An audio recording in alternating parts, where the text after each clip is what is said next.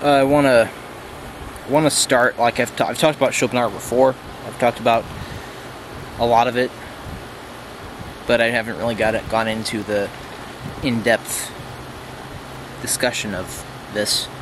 But what I want to do here is I have right now the abridged version of World as Will and Idea by Arthur Schopenhauer, and I want to go section by section. Well, I'm starting with the first book, World as Idea, in the first aspect. The first aspect, the idea is subordinated to the principle of sufficient reason, the object of experience and science. Now, as you know, we continue as I continue through this book, you know, it will come to be understood what the principle of sufficient reason is. I'm not going to discuss that today, but in a different video, I'm going to discuss, without Schopenhauer's ideas here, what this principle of sufficient reason is, so that I can kind of come back to this and continue in sections. But as you can see here, we have this first aspect. The first book is, of course, numbered. The passages are numbered, and I'm going to go one by one here. The world is my idea. That is the truth which holds good for everything that lives and knows, though only man can bring it into a reflected abstract consciousness. If he really does this, philosophical discretion has evolved in him. It then becomes clear to him and certain that he knows not a sun, not an earth, but only an eye that sees a sun and a hand that feels an earth, that the world which surrounds him exists only as an idea, that is, only in relation to something else, the one who conceives the idea, which is himself. I want to discuss that. Now, reading Schopenhauer, you know, I have, in the subbar, you'll see some videos in there that where I've talked about skepticism and idealism, which I have been holding. And I've made continuous videos about this, and I've kind of ended that whole thing a little bit. But through reading Schopenhauer, I've kind of grown to agree that the world is idea. Now, you see the sun over there. That's part of the sun. You see the earth.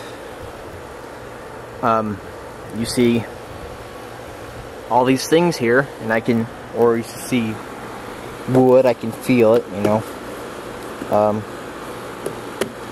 And I see cats down here. And I see all these things here, but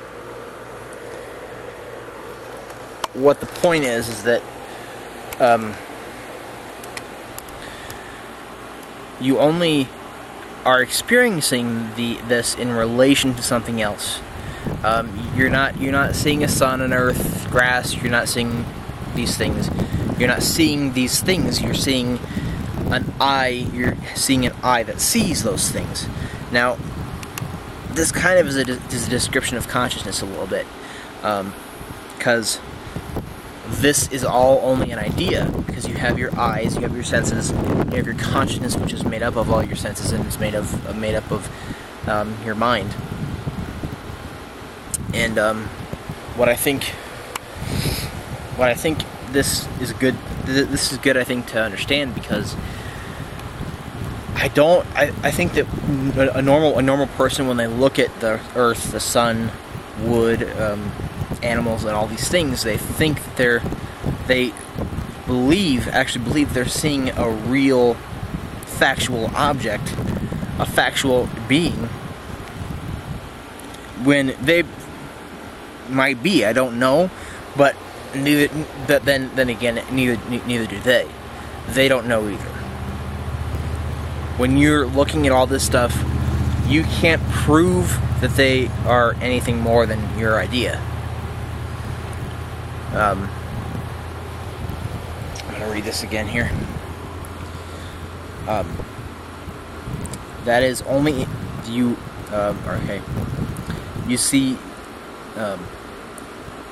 he knows not a sun, not an earth, but only an eye that sees a sun, a hand that feels an earth, that the world which surrounds him exists only as idea, that is, only in relation to something else, the one who conceives the idea, which is himself. So, you're conceiving the idea, because your senses and your consciousness is in the way of all the real factual objects. You are only having idea, and you're only experiencing this in relation to yourself. You don't know if you're experiencing any of the real existence of things outside of yourself. Now, this is probably might be one of my favorite texts in idealism, because I think it's true. I love the way Schopenhauer writes it, but in the next thing he says, if any truth can be enunciated a priori, it is this, for it expresses the form of all possible and thinkable experience, a form which is more general than all others, than time or space or causality, for they all presuppose it. Each of these we have recognized in so many particular modes of the principle of sufficient reason is valid only for a particular class of ideas, whereas the division into object and subject is the common form of all these classes, and is only the form under which any idea or of any kind, abstract or intuitive, pure or empirical, is at all possible and conceivable. So he's saying here, a priori, if you don't know what a priori is, that is prior to experience. You have, because of Kant and others, you have a priori and you have a posteriori. A posteriori is after experience. Something that is known a posteriori is known because of experience. But the concept of the whole world being only an idea is a very simple one, and I agree that it can be thought of as a priori, and that's even more simple and basic than space and time and causality. Causality meaning that, X causes Y to occur, or X causes event T to occur. So what I think this is a philosophy that's kind of easy to understand, because I think it's really easy to get that you're experiencing the world in relation to your consciousness and your mind. So you're experiencing them in relation to your eyes and your mind and your consciousness. Which, and I think it's kind of, I don't think that metaphysical realism can be really justified at all. I think it's kind of a false idea, because if you're experiencing the world in relation to yourself, to your mind, your eyes, and consciousness,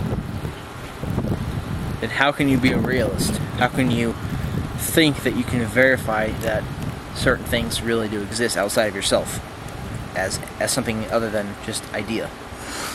But this is something that is sort of a priori here. I think it's something that is very easy to understand. Thus, no truth is more certain, more independent of all others, and is less needed proof than this. So, she's basically discussing, how simple and easy to understand this is, and how evident it is. And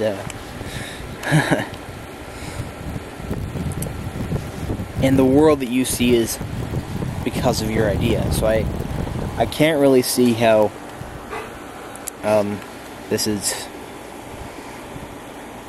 I can't really see how this is something that you can disprove.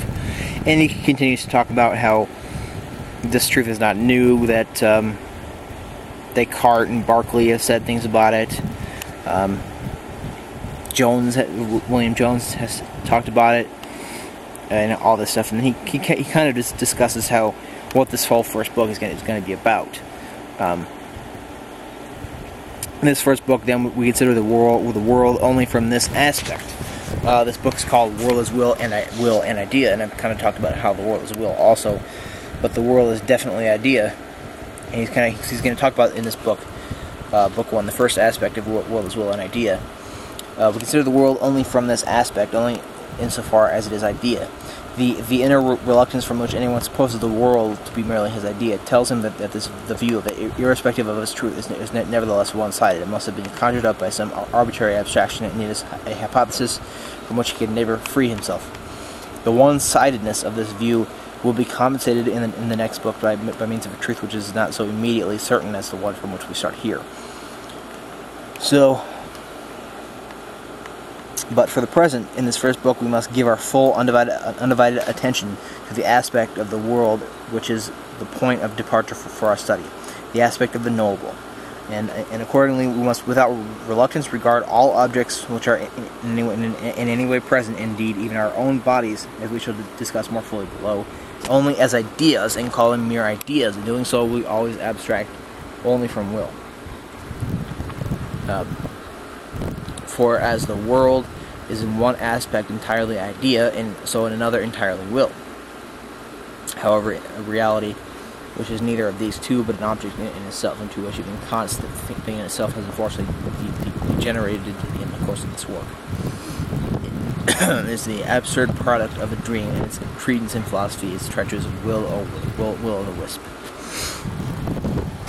So this is kind of a discussion of all about what this whole book is. Well, this first book in World is Will and Idea is going to be about. It's going to be about how everything is idea. And my first question here is: do you agree with this? Do you agree that everything is idea? Can you think that this is? Do you think that you can prove that anything is anything more than just idea? Thank you.